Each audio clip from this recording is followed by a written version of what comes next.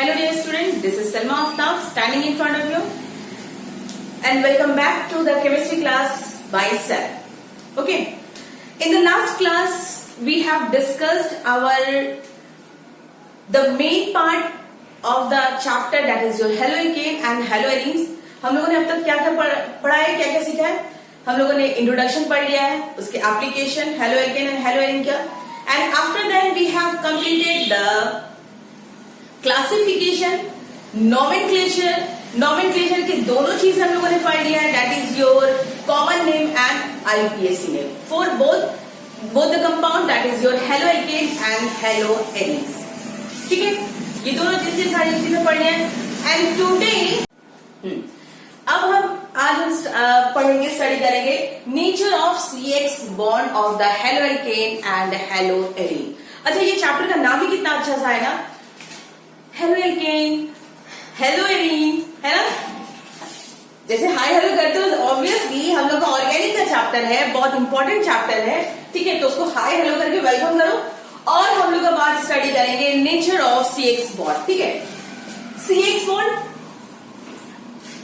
इसकी इंपॉर्टेंस ये है कि due to its nature the CX bond it is very reactive. Haloalkanes जो है बहुत ज्यादा रिएक्टिव है और इसी CX बॉन्ड के नेचर की वजह से ये बहुत ज्यादा रिएक्टिविटी शो करता है. And due to its nature it forms large number of large varieties of compounds.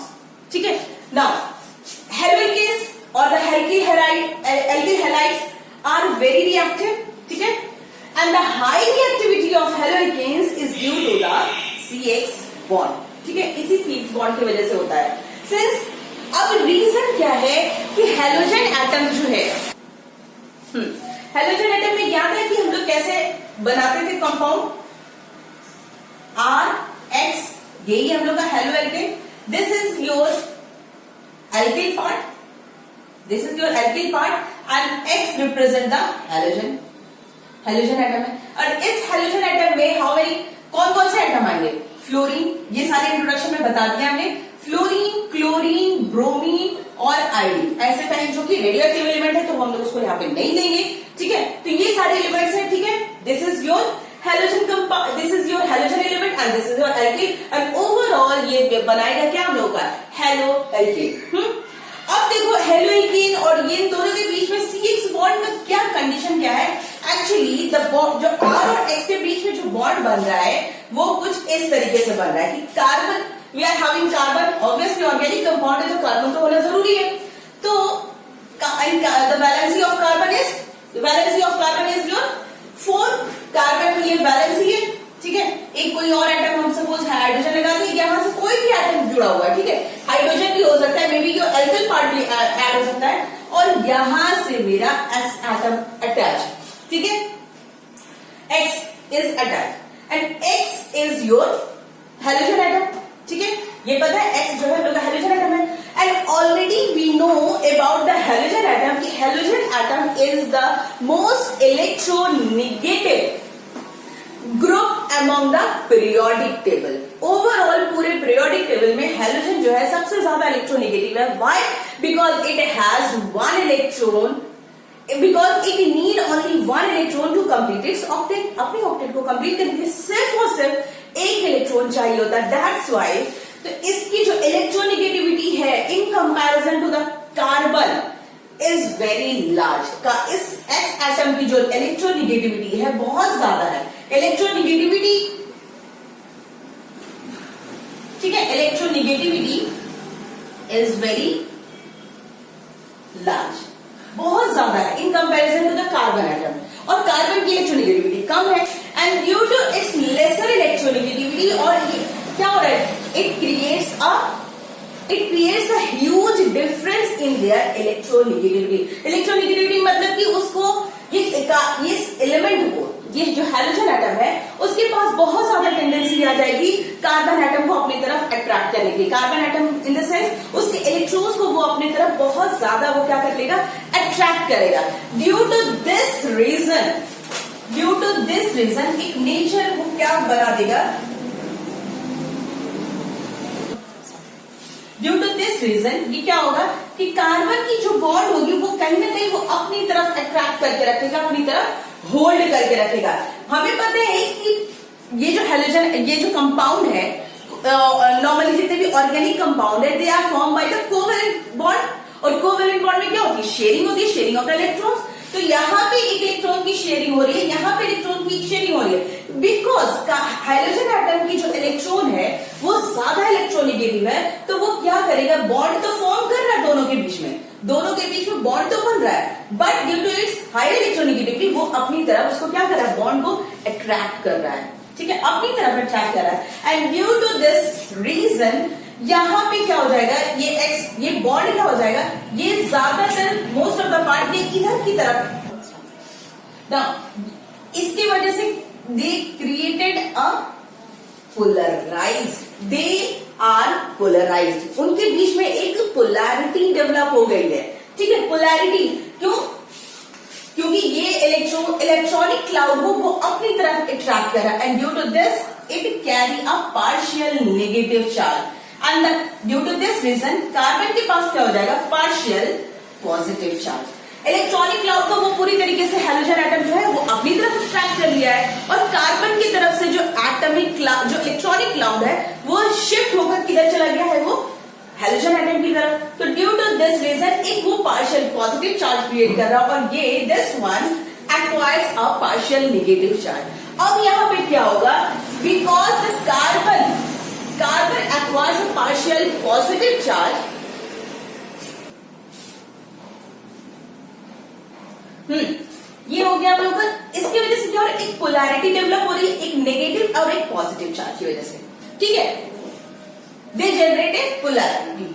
अब यहाँ पे क्या होगा? इस reason due to the development of the partial positive charge on the carbon atom, partial positive charge on the carbon atom, अब यहाँ पे कोई भी क्या करेगा? आकर यहाँ पे न्यूक्लियोफाइल हम लोग का यहाँ पे अटैक कर देगा। कोई भी न्यूक्लियोफाइल, एनी न्यूक्लियोफाइल, ऑब्वियसली ये पॉजिटिव चार्ज है, तो nucleophile is your negative charge, negative charge carry करके रखता है, नेगेटिव चार्ज होल्ड करके रखता है। ड्यू टू दिस रीजन उसको सेटिस्फाई करने के लिए, पॉजिटिव चार्ज को सेटिस्फाई करने के लिए यहाँ पे न्यूक्लियोफाइल का अटैक हो जाएगा, and due to this reason the haloalkane form a large number of compound, ठीक है। ये ओवरऑल रीजन है, इसको अच्छे से नोट डाउन कर लो। ये रीजन आई थिंक आप लोग को समझ में आ गया होगा कि नेचर ऑफ CH बॉन्ड क्या है। Due to the difference in the electronegativity they just hold, they just acquire a partial negative charge and partial positive charge, and due to this reason they just develop a polarity, एक polarity generate हो गई है उन लोगों के बीच में। Polarity की वजह से अब यहाँ पे कोई भी न्यूक्लियोफाइल आएगा वो अटैक कर देगा, और जितने ज्यादा न्यूक्लियोफाइल अटैक होंगे उतने we have large varieties of compounds बन जाएंगे, ठीक है। तो इसको नोट कर लो कि this is overall the nature of the CH bond due to the difference in their electronegativity. Now let's have a look, कौन कौन से कंपाउंड बना रहे हैं due to the nature of the CH bond, ठीक है। देखो कुछ examples I have written in the compound, ये कुछ कंपाउंड है CH3F, ठीक है, CH3 क्लोरीन, ये CH3 ब्रोमाइड, और ये क्या है? CH3 के साथ आयोडीन, ठीक है, ये सारे कंपाउंड्स हैं। अब देखो इनके बीच में बॉन्ड लेंथ कितनी है, ठीक है, और CH बॉन्ड की एंथैल्पी कितनी है, ठीक है, किलोजूल पर मोल के सेंस में। CH3F की बॉन्ड लेंथ जो है 139, ठीक है, and this one is your, और इसकी बॉन्ड एंथैल्पी है 452 किलोजूल पर मोल। यहाँ पे CH3 क्लोरीन की 178, फिर इसके बाद में ब्रोमीन के साथ इसकी जो बॉन्ड लेंथ है 193, CH3 के साथ आयोडीन के साथ, इट मींस CH3 और I के बीच में ये जो बॉन्ड है, ये बॉन्ड की बात कर रहे हैं, इन बॉन्ड के बीच में बॉन्ड लेंथ कितनी है? देखो एक चीज कॉमन यहाँ पे अच्छे से दिख रही है कि ये चीज समझ में आ रहा है कि as we move down the group, अपने पीरियोडिक टेबल में देखो फ्लोरीन, क्लोरीन, ब्रोमीन, आयोडीन ऐसी है, ठीक है। As we move down the group, और इसी तरीके से यहाँ पे भी हम जैसे जैसे as we are moving down the bond length increases between these compound. यहां पे देखो फ्लोरीन में 139 है, तो क्लोरीन में 178, bromine 193. It means the distance between their compounds, the distance between their bond is increasing. ठीक है, ये इंक्रीज कर रहा है, देखो 39, 178, और जैसे जैसे इंक्रीज कर रहा है बॉन्ड लेंथ, बॉन्ड एंथैल्पी क्या कर रही है, डिक्रीज कर रही है। मैक्सिमम बॉन्ड एंथैल्पी कहां है, यहां पर है। ठीक है, 452, 178 है, तो ये इससे कम हो गया 351, 193 इससे कम हो गया, इससे कम, ये देखो। तो what is the relation between them? Actually में कार्बन की what is the electronic configuration of carbon, 11th में अच्छे से सीखा है ना इलेक्ट्रॉनिक कॉन्फ़िगरेशन। कार्बन की क्या इलेक्ट्रॉनिक कॉन्फ़िगरेशन, एसपीडीएफ के फॉर्म में बताना। कार्बन की इलेक्ट्रॉनिक कॉन्फ़िगरेशन सबसे पहले एटॉमिक नंबर 6 है, 1s2, 2s2, 2p2 हो गया ये। And what is the atomic number of fluorine? Fluorine is देखो फ्लोरीन की एटॉमिक नंबर क्या है, that is 9. Electronic configuration 1s2, 2s2 and 2p5, यही इलेक्ट्रॉनिक कॉन्फ़िगरेशन। हाँ, now come to the chlorine. Chlorine की क्या है, 19, 17 है। नाउ फ्लोरीन की इलेक्ट्रॉनिक कॉन्फ़िगरेशन 2s2, 2p5, और क्लोरीन की इलेक्ट्रॉनिक कॉन्फ़िगरेशन लास्ट शेल की देखो, बस हमें लास्ट शेल देखना है। ठीक है, लास्ट शेल क्या है, ये दिस वन, इसका 2s2, इसका भी 2s2, और ये लास्ट शेल ये हो गया। ठीक है, 3s2, 3p5। Now in the same way chlorine, bromine का 4s2, 4p5। चलो यहां पे नोट कर लो, ये सारी चीज, ये क्लियर हो रहा है कुछ? ये तो इलेक्ट्रॉनिक कॉन्फ़िगरेशन सिंपल लिखा है। अब देखो डिफरेंस हमें बताना कहां है, समझा कहां पर है, वहां पे देखो। कार्बन की 2p2, हम सिर्फ p को लेके चल रहे हैं। ठीक है, 2p, ठीक है 2p, सब जगह कार्बन पे 2p, इस कार्बन की भी 2p, इस कार्बन की भी 2p। ठीक है ना, डिफरेंस कहां आ रहा है, कार्बन का तो सेम है, हर जगह कार्बन है, but difference is in their halogen atom. Fluorine का क्या है, 2p5, क्लोरीन की 3p5, ब्रोमीन की 4p5, आयोडीन की 5p5। अब ये देखो, what does this number represent? What does this number denote? 2, 3, 4, 5. It is showing the principal quantum number. Principal quantum number क्या है? It shows the number of shell. ये 2, 3, 4, 5 क्या represent कर रहा है? It is representing the principal quantum number है। तो ये भी पी के ऑर्बिटल, क्लास 11 में ये सारी चीजें पढ़ाना, S P D F. What is the shape of the P orbital? What is the shape of the P orbital? The shape of the P orbital is your dumbbell shape. ये dumbbell shape है। ठीक है, तो इस 2p, ये 2p, ये तो carbon का है, p इलेक्ट्रॉन जो है, ये ऑर्बिटल जो कार्बन का है, but this p is the orbital of the fluorine. ये जो है क्लोरीन का है, ये bromine, and this one is of your iodine. ये इनके ऑर्बिटल्स है, और जब इन दोनों के बीच में बॉन्डिंग हो रही है, जस्ट इमेजिन कि जो 2p है, ये इसकी बॉन्डिंग इसके साथ हो रही है। ठीक है, इस 2p की इसके साथ हो रही है, ये इसके साथ, ये इसके साथ। यही से डिफरेंस को समझो कि क्या समझाना चाह रहा है। ठीक है, अब इनके बीच में जो बॉन्डिंग होगी, 2p कार्बन का p ऑर्बिटल, और उसके बाद में फ्लोरीन का p ऑर्बिटल। ऑब्वियसली दोनों की साइज क्या है, क्योंकि ये 2, 3, 4, ये it is representing the size of the orbital. Second की साइज छोटी होगी, थर्ड की उससे थोड़ी सी बड़ी होगी, फोर्थ की उससे ज्यादा, and fifth principal quantum number, obviously इसकी साइज बहुत ज्यादा हायर होगी। तो इन दोनों के बीच में जब बॉन्डिंग होगी, ठीक है, मिथाइल और फ्लोरीन के बीच में जब बॉन्डिंग होगी, इसके कार्बन और इस फ्लोरीन के बीच में जब बॉन्डिंग होगी, तो साइज कंपैटिबल होने की वजह से इनकी जो बॉन्डिंग होगी बहुत अच्छी स्ट्रॉन्ग बॉन्डिंग होगी। बॉन्डिंग क्या हो जाएगी, बहुत ज्यादा स्ट्रॉन्ग होगी, और due to the strong bonding the bond length will be decrease, बहुत पास आ जाएंगे। ठीक है, उनके ऑर्बिटल्स बहुत ज्यादा क्लोज आ जाएंगे। But in the case of chlorine, as the size bonding हो रही है।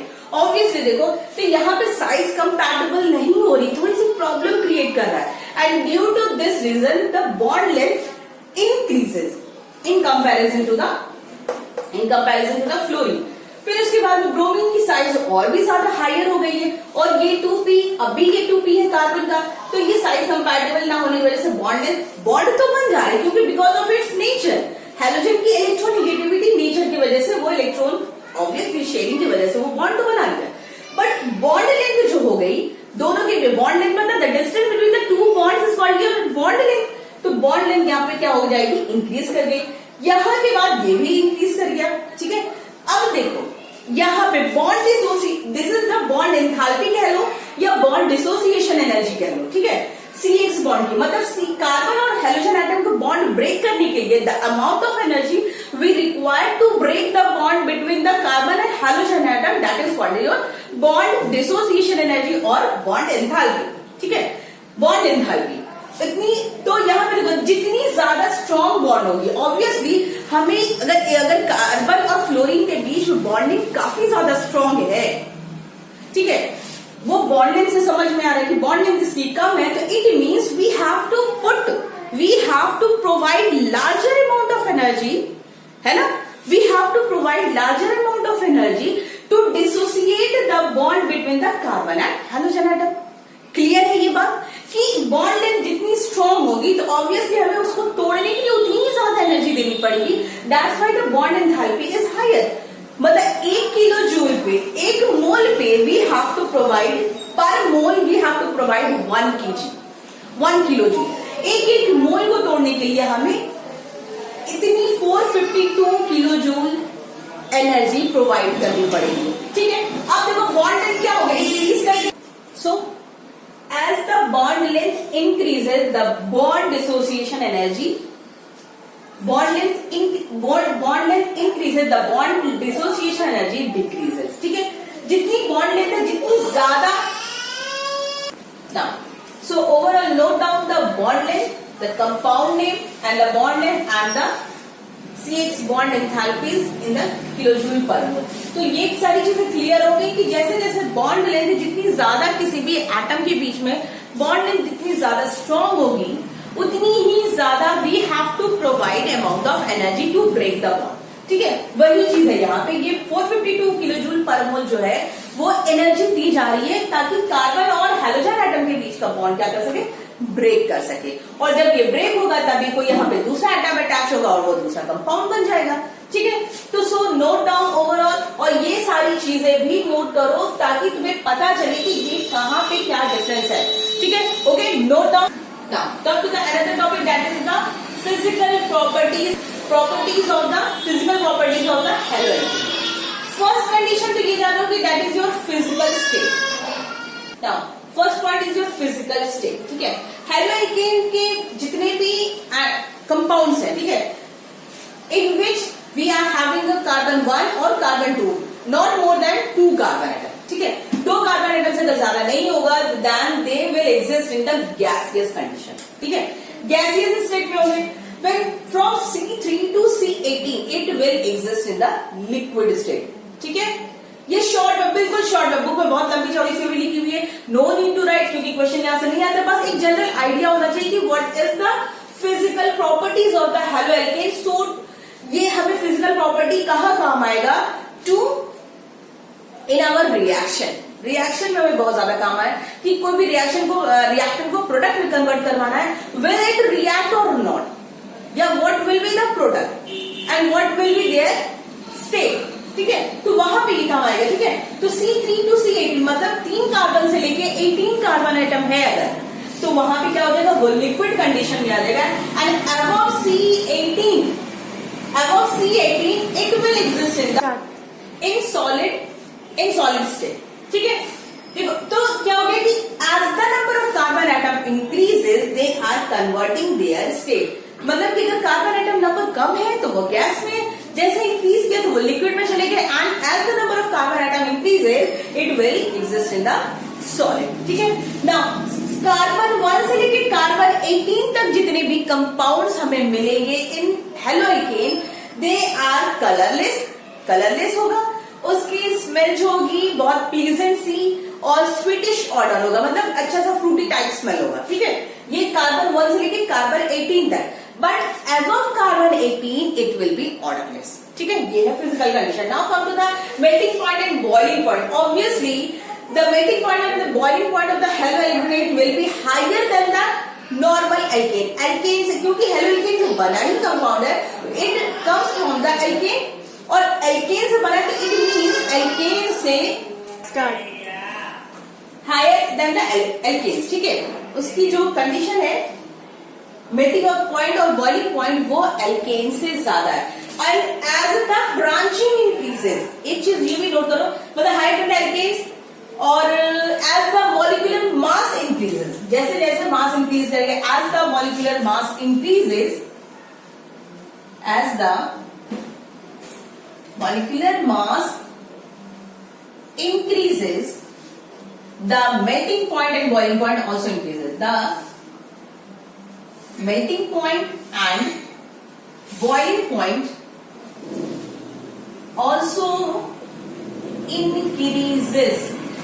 Clear है? जैसे कि suppose we are having a compound that is your bromine, bromine, CH3 methyl bromide, CH3Br, ठीक है, एक कंपाउंड, ये यहाँ पे बॉन्डिंग हुई है, then C2H5Br, then C3H7Br, then C4H9Br, ठीक है। तो as the molecular mass increases, their melting point and boiling point increases. It means अगर हम इसको ऐसे लगा देंगे एरो, तो ये गलत नहीं होगा, वही यहाँ लग गया, ठीक है, ये सही है। मतलब इट मींस इसकी जो बॉइलिंग पॉइंट होगी इससे ज्यादा, इससे ज्यादा, इससे ज्यादा। सबसे लीस्ट किसकी है? मिथाइल ब्रोमाइड, ब्रोमो मिथेन का, ठीक है। ये हम लोग इसकी सबसे कम होगी, हम लोग की क्या होगी? मेल्टिंग पॉइंट और बॉइलिंग पॉइंट। और as the branching increases, branching अगर इंक्रीज करेगा तो melting point and boiling point also decreases. Branching जैसे जैसे इंक्रीज करेगी, एमपी और बीपी क्या हो जाएगी? डिक्रीज करेगी। एक एग्जांपल ये हम इसको, suppose we are having CH3 CH2Br, ठीक है, एक एग्जांपल ये, इससे इसकी जो होगी बॉइलिंग पॉइंट ज्यादा होगी, किससे? In comparison to the CH3, suppose we are having CH, यहाँ पे हो गया CH, बहुत ये ज्यादा, बहुत ये हो गया है, यहाँ पे हो गया Br, ठीक है, और यहाँ पे हम लोग लगा दिए, इसकी ब्रांचिंग कर देंगे, देखो ताकि डिफरेंशिएट करने की समझ में आ जाए। ये हो जाएगा CH3, ये हो गया CH3, ठीक है, 1 2 3 4, ठीक है, वैलेंसी कंप्लीट है, इसकी वैलेंसी कंप्लीट है, CH2, ठीक है। दिस वन, इसकी जो बॉइलिंग पॉइंट होगी इससे कम होगी। अब उसके बाद में नेक्स्ट और आ जाओ, एक ब्रांचिंग हो गई, देखो यहाँ पे एक ब्रांचिंग हो गई, इसकी बॉइलिंग पॉइंट, मॉलिक्यूलर मास ज्यादा है, बट स्टिल यहाँ पे ब्रांचिंग नहीं है, दैट्स व्हाई इसकी बॉइलिंग पॉइंट ज्यादा हो गया। We have to provide extra energy to break this bond. अब नेक्स्ट आ जाए, इससे ज्यादा किसकी हो जाएगी हम लोग की?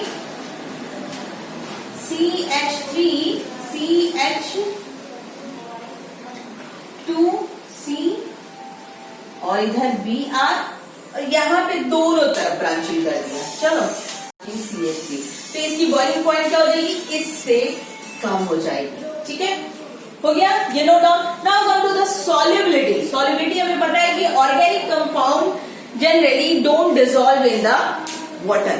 ये हमेशा याद रखो कि ऑर्गेनिक कंपाउंड जितने भी होते हैं वो they don't dissolve in the water, बहुत हल्का डिसॉल्व करते हैं, तो स्लाइटली और इनसॉल्युबल। इसकी बॉइलिंग पॉइंट इनकी कंपैरिजन में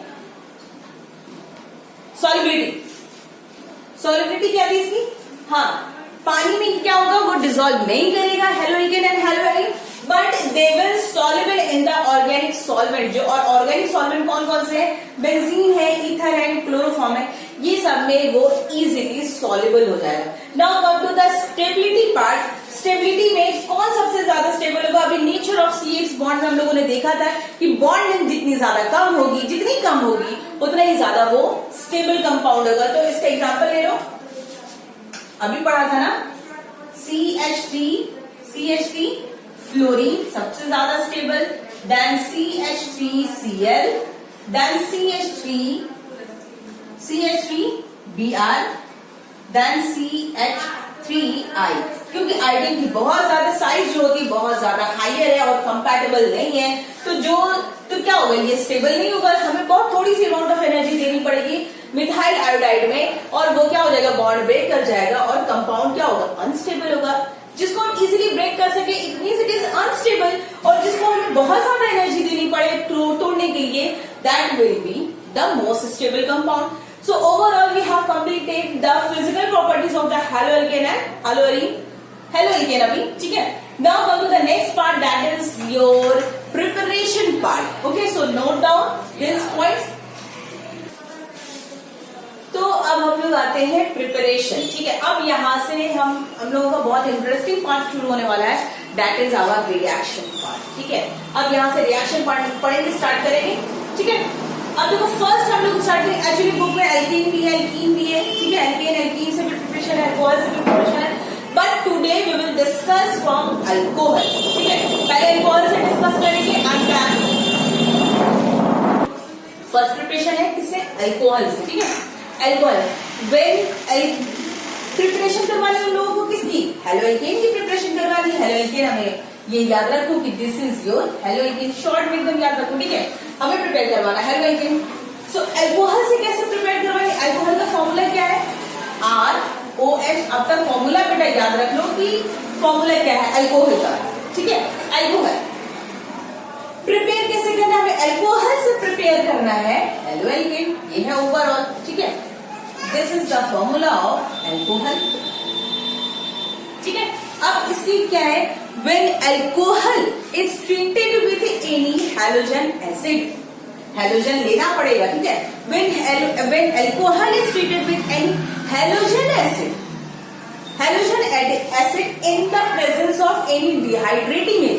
in the presence of any dehydrating agent, it gives haloalkane। इसको लिख लेगा तो ज्यादा बेटर होगा ताकि उसको याद करने में। when alcohol is treated with any halogen acid in the presence of dehydrating agent, it will give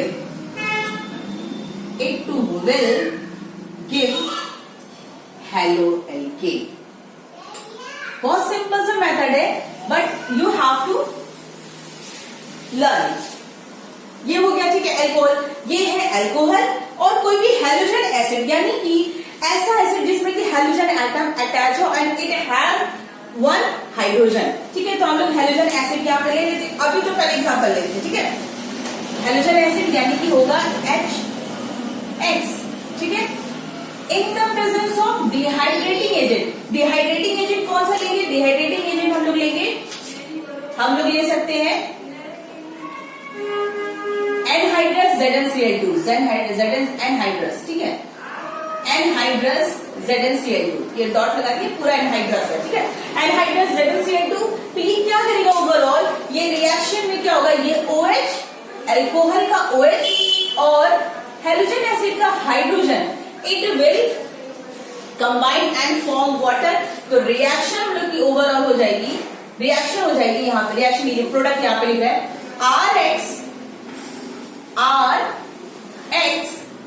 RX plus H2O, और ये हो गया ना हम लोग का हेलोएल्केन।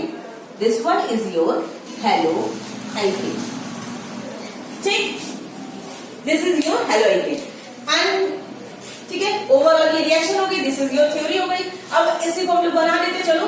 C2H5OH यानी कि ethanol, C2H5OH, this is your ethanol. Ethanol को ट्रीट कर रहे हैं हम लोग HX यानी कि कोई भी हाइड्रोजन एसिड जैसे कि HCl से ले लिया, ठीक है, ट्रीट करवा दिया गया। इन the presence of anhydrous ZnCl2, या हम लोग कंसंट्रेटेड H2SO4 भी हम लोग ले सकते हैं, we can take concentrated H2SO4 also, लेकिन हम यही मिलेंगे एनहाइड्रस ZnCl2 ही लेंगे अपना, क्योंकि अभी एक रीजन बताना है इसका क्या है। एनहाइड्रस ZnCl2 ले लिया, ठीक है, ले लिया। एंड देन क्या होगा यहाँ पे, ये H+, क्योंकि ये एसिड है, एसिड की क्वालिटी ही यही होती है, एसिड की कैरेक्टरिस्टिक्स ही यही है कि it will give H+ ion, when HCl break it will give H+ ion and Cl- ion. तो H+ आयन ये कंबाइन कर जाएगा इसके साथ, किसके साथ, अल्कोहल का OH, ठीक है, अल्कोहल का OH, और ये हम लोग को क्या मिल जाएगा, ये हम लोग के प्रोडक्ट में मिल जाएगा C2H5, और ये क्लोरीन जैसे ही ये यहाँ से नेगेटिव आयन निकला, ये क्लोरीन यहाँ से अटैच हो जाएगा, C2H5Cl will attach at the same position of the OH, जहां पे OH, ठीक है, यहाँ पे अटैच हो गया। एंड आफ्टर दैट यहाँ पे ये H और H2O क्या कंबाइन कर जाएगा, वाटर बन जाएगा, और वाटर बन के रिलीज हो जाएगा, और ये हम लोग का बन गया इथाइल क्लोराइड। अच्छा बताओ, ये बताओ कि ethyl chloride is your common name और IUPAC name, ethyl chloride, it is your common name, ठीक है, इथाइल क्लोराइड। और अगर इसकी IUPAC नेम लिखेंगे तो क्या होगा, chloro chloro chloro chloro ethane, 2 carbon atom है तो एक, और सिंगल बॉन्ड है तो एक, फ्लोरो इथेन, ठीक है, ये होगी nomenclature. This one is your common name, CN लगा दो, और this one is your IUPAC name, that is your IN, ठीक है। ओवरऑल तो रिएक्शन कंप्लीट हो गई। When alcohol is treated with any halogen acid in the presence of any dehydrating agent it will give haloalkane, ठीक है। अब देखो ये यहाँ पे अगर हम HCl और anhydrous ZnCl2 as an dehydrating agent use कर रहे हैं, मतलब कि ले रहे हैं, सपोज इसको साइड में यहाँ पे हम नोट कर दे रहे हैं, ठीक है, इसको नोट करो यहाँ पे।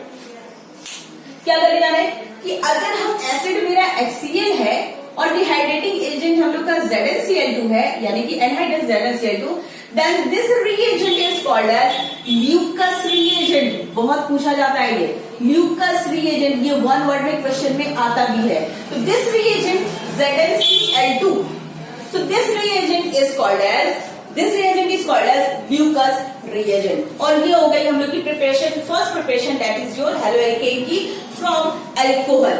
Now come to the preparation from the alkane. Start. Come to the next one, that is your from alkane, ठीक है। एल्केन से कैसे प्रिपरेशन करेंगे, हम लोग किसको प्रिपरेशन करवाना है, प्रिपरेशन तो हमें करवाना है हेलोएल्केन का ही, दैट इज योर RX में हम लोग लिख लो यहाँ पे CH3Cl, ठीक है। When alkane is treated with any halogen atom in the presence of light, sunlight, ये HNO जो है it is representing the sunlight, ठीक है, light, and it will give haloalkane। मिल गया CH3Cl प्लस HCl। एक्चुअली ये देखने में तो बड़ा सिंपल सा लग रहा है कि ठीक है ये HCl मिल गया, CH3Cl और ये HCl, ये प्रोडक्ट मिल गया हम लोग का haloalkane, that's it. But the reaction is not so simple which seems to be. जो दिख रहा है एक्चुअली में ये सिंपल नहीं है, ठीक है। एक्चुअली में ओवरऑल रिएक्शन कुछ ऐसी होती है, जरा देख लो साथ साथ। रिएक्शन कुछ ऐसी होती है कि CH4 को ट्रीट कराया किससे, Cl2 से, in the presence of HNO। Light के प्रेजेंस में ही ये रिएक्शन होगी, या टेम्परेचर हम देखेंगे 520 केल्विन, 670 केल्विन। और जो रिएक्शन लाइट के प्रेजेंस में होती है मोस्टली फ्री रेडिकल मैकेनिज्म होती है, फ्री रेडिकल रिएक्शंस होती है, ठीक है। तो देखो क्लोरीन Cl2 के साथ रिएक्ट करवाया, ठीक है, जैसे Cl2 के साथ रिएक्ट करवाएंगे, ये एक क्लोरीन क्या करेगा, ये एक क्लोरीन ब्रेक करा के इसका एक हाइड्रोजन लेके चला जाएगा और वो बना देगा HCl। यहाँ हो जाएगा -HCl निकल गया बाहर, और यहाँ पे अटैच हो जाएगा कितना, CH3Cl होगा ये, ठीक है। Again when this chlorine combine, फिर से रिएक्शन होगी।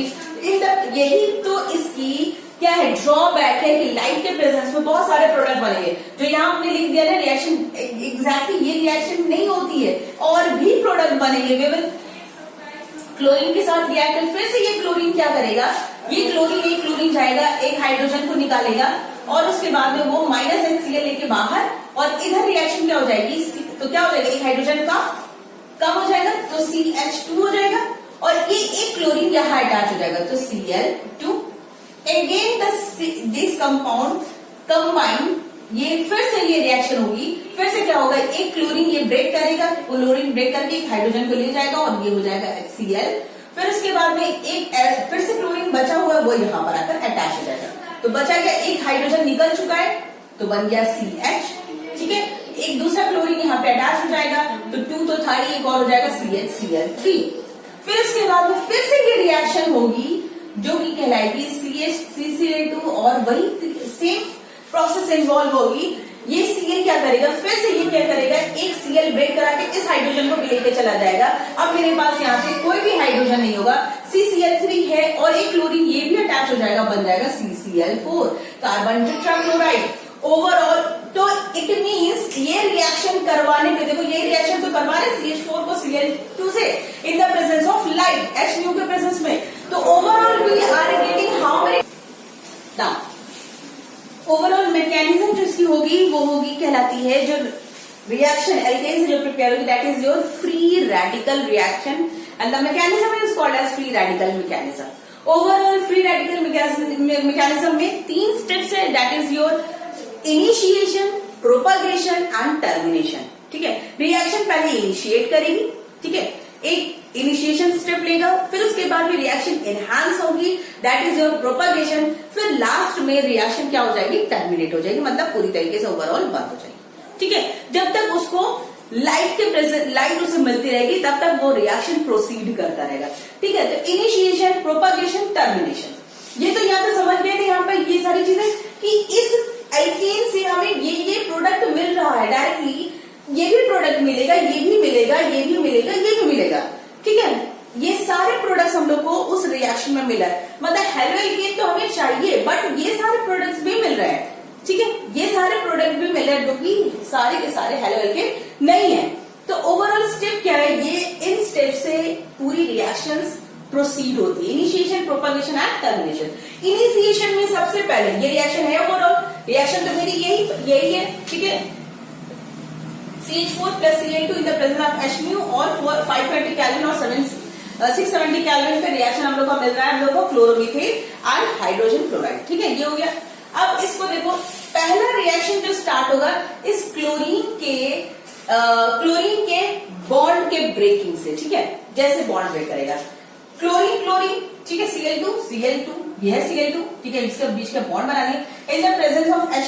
तो होता क्या है एक्चुअली में, इसमें होगा ये कि इन दोनों के बीच में होगी homolytic bond fission, homolytic bond fission, ये ऐसे, ये इसका सिंबल ही ये है, और ये जो ब्रेक कर रहा है इसको कहेंगे हम लोग होमोलिटिक बॉन्ड फिजन। इसको नोट डाउन कर लो, होमोलिटिक, इसीलिए क्लास 11 में ये सारी चीजें पढ़ाई जाती है, होमोलिटिक बॉन्ड फिजन, आपस में ही बॉन्ड, आपस में ही क्या हो रहा है, इन लोगों का ब्रेकअप हो गया इन लोगों का, ठीक है। क्लोरीन का बॉन्ड ब्रेक कर रहा है और ये सिंबल रिप्रेजेंट कर रहा है कि ये अपने अपने इलेक्ट्रॉन, एक इलेक्ट्रॉन यहाँ था, एक इलेक्ट्रॉन यहाँ पे, ये शेयरिंग हो रही थी, लेकिन सपोज मान लो लड़ाई होने के बाद इन्होंने अपना इलेक्ट्रॉन ले लिया वापस, ये भी अपने इलेक्ट्रॉन वापस ले लिए। अब now they are having 1 electron each, दोनों के पास अपने अपने इलेक्ट्रॉन, और जो बॉन्ड जो थी वो बॉन्ड टूट चुकी है, ठीक है, यहाँ बॉन्ड इन लोग की ब्रेक हो चुकी है। नाउ आफ्टर दैट ये, और इसी को हम लोग कहेंगे होमोलिटिक बॉन्ड फिजन, मतलब कि रिएक्शन जो स्टार्ट होगी that is from the breaking of the bond of the chlorine के बॉन्ड जब ब्रेक करेंगे वहीं से रिएक्शन क्या होगी, इनिशिएट करेंगे। Now come to the next part, that is your propagation. Propagation में क्या हो रहा है रिएक्शन में, ठीक है, ये हो गया इनिशिएशन, ये हो गया प्रोपगेशन, ठीक है। अब देखो यहाँ पे क्या है, क्लोरीन, अच्छा ये जो डॉट है ये क्या है, ये जो डॉट बना रहा है that is your free radical, note कर लो, इसको भी पता ही हो, 11th क्लास में पढ़ा है, अच्छे से नहीं पढ़ा है, फ्री रेडिकल, यही है हम लोगों का फ्री रेडिकल, ठीक है। एक इलेक्ट्रॉन अपने लिए हुए हैं, क्योंकि क्लोरीन के पास अपनी जितनी इलेक्ट्रॉन है वो सफिशिएंट है उसकी, ठीक है, और ये बॉन्ड में पार्टिसिपेट नहीं कर रहा है, that's why it is called as free radical. अब मीथेन, वो वाला क्लोरीन जिसके पास फ्री रेडिकल है, अब वो कंबाइन करेगा CH3 फ्री रेडिकल बना रहा और HCl, मीथेन और ये क्लोरीन का फ्री रेडिकल। क्लोरीन के पास एक्स्ट्रा इलेक्ट्रॉन है, वो इससे जाके कंबाइन करेगा। जब ये कंबाइन करेगा तो कैसे कंबाइन करेगा, वो क्या करेगा, हाइड्रोजन को क्या करेगा, रिमूव कराएगा। हाइड्रोजन में भी होगी होमोलिटिक बॉन्ड फिजन, वो एक हाइड्रोजन को रिमूव करा के वो HCl अपने इलेक्ट्रॉन देकर उसको वो बना दिया, ठीक है, बॉन्ड बना लिया, HCl कर लिया, ठीक है ना। और ये हाइड्रोजन जो गया था यहाँ पे, सपोज इसको समझ लो ऐसे, कुछ तो यहाँ पे इरेज करना पड़ेगा। देखो इनिशिएशन का पार्ट हम क्लियर सकते हैं, ठीक है। एक्चुअली में देखो ये CH4 और Cl का ये हुआ कैसे, ये देखो समझ लो। Carbon, hydrogen, hydrogen, hydrogen, hydrogen, ये बॉन्ड है, प्लस क्लोरीन। क्लोरीन को बॉन्ड बनानी है HCl, तो ये क्या करेगा, इसके बीच में होमोलिटिक बॉन्ड फिजन होगा, ये बॉन्ड फिजन हो गया, तो CH3, तो ये क्या बन जाएगा, CH3 डॉट बनेगा, ये CH3 डॉट, और ये क्या कर लिया, प्लस HCl, क्योंकि हाइड्रोजन ये क्या हो गया, ये कंबाइन करके हाइड्रोजन अपने इलेक्ट्रॉन लेके निकला, अपना इलेक्ट्रॉन लेके निकलने के बाद में इसके पास एक इलेक्ट्रॉन था, वो दोनों शेयरिंग कर लिया, तो ये बना दिया HCl, ठीक है। तो ये हो गया CH3 फ्री रेडिकल और HCl, ठीक है। प्रोपगेशन में एक स्टेप ये हुआ CH3 फ्री रेडिकल और HCl का, क्योंकि हमें बनाना है RH यानी कि हेलो एल्केन। अब देखो नेक्स्ट स्टेप में क्या आएगा, फिर CH3, फिर क्लोरीन Cl2 के साथ फिर से रिएक्शन में पार्टिसिपेट करेगा, ये फ्री रेडिकल मीथेन का, फिर क्लोरीन के साथ, तो ये क्या कर जाएगा, ये फिर से ब्रेक करेगा, ऐसे ही ब्रेक करेगा, हमें पता है ऐसे ब्रेक करेगा ये फिर से, तो ये क्या हो जाएगा, फिर क्लोरीन डॉट एक फ्री रेडिकल लेकर आएगा, वो फ्री रेडिकल और CH3 कंबाइन कर जाएंगे, दोनों बना लेंगे क्या, इसका फ्री रेडिकल और इसका फ्री रेडिकल, दोनों कंबाइन कर जाएंगे, और कंबाइन करने के बाद में ये क्या बना लेंगे, बॉन्ड बना लेंगे, फिर से क्लोरीन बेचारा अकेला, ठीक है, क्लोरीन ये फिर से अकेला हो गया। तो ये इसी तरीके से रिएक्शन, मतलब एक तरफ हमें CH3 ये CH3 फ्री रेडिकल मिलता रहेगा और एक तरफ क्लोरीन फ्री रेडिकल, तो हमें ये प्रोडक्ट बार बार क्या करेगा, मिलता रहेगा, ठीक है ना। ये हो गया इनिशिएशन हो गया completed, we have completed the propagation. Last step is your termination. बिना टर्मिनेशन के, अगर ये टर्मिनेशन स्टेप नहीं होगी तो वो क्या होगा, प्रोडक्ट बनता रहेगा, वो कंटिन्यूअसली वो प्रोसीड करता रहेगा, ठीक है। तो that's why termination process is also necessary. अब टर्मिनेशन में क्या हो गया, क्योंकि क्लोरीन फ्री रेडिकल के फॉर्म में बार बार बनकर आ रहे हैं, then they will form Cl2, तो Cl2 बन जाएगी, यहाँ पे रिएक्शन क्या हो जाएगी, स्टॉप हो जाएगी, and then CH3 free radical यहाँ पे भी बन रहा था, when they both combine they will form a C2H6 that is your ethane. Ethane बन के प्रोडक्ट को खत्म कर देगा, ठीक है। फिर CH3 भी बन रहा था, H भी बन रहा था, जो यहाँ पे हमने बनाकर बताया था ना अभी यहाँ पर, कि हाइड्रोजन जो कंबाइन कर रहा था HCl से, यहाँ पे भी, तो ये भी कंबाइन कर जाएगा और हम लोग को मिल जाएगा मीथेन भी। तो ओवरऑल रिएक्शन में हम लोग को C2H6 भी मिलेगा, CCl4 भी मिलेगा, CH3L3 भी मिलेगा, और हम लोग का CH3Cl भी मिलेगा, ठीक है। तो overall that's why from alkane we prepare haloalkane, but this method is not a good method for the preparation of haloalkane, क्योंकि हमें इसके साथ साथ बहुत सारे unnecessary प्रोडक्ट मिल रहे हैं, बहुत सारे by products we are getting, that's why this method is not a good method for the preparation of haloalkane। Alcohol का मेथड बहुत अच्छा मेथड है, डायरेक्ट हम लोग को प्रोडक्ट मिल जाएगा, उसमें ब्रोमो एल्केन भी मिलेगा, आइडो एल्केन भी मिलेगा, ठीक है, ये सारे मिल जाएंगे, but this method is overall not a good method. In the next class we will discuss, today we are going to stop here. In the next class we will discuss the preparation of haloalkane from the alkene, और वहां पे बहुत important है, so next class miss नहीं करना है। Markovnikov rule और anti Markovnikov rule we will discuss, ठीक है। और till then revise your lesson and take care, stay safe,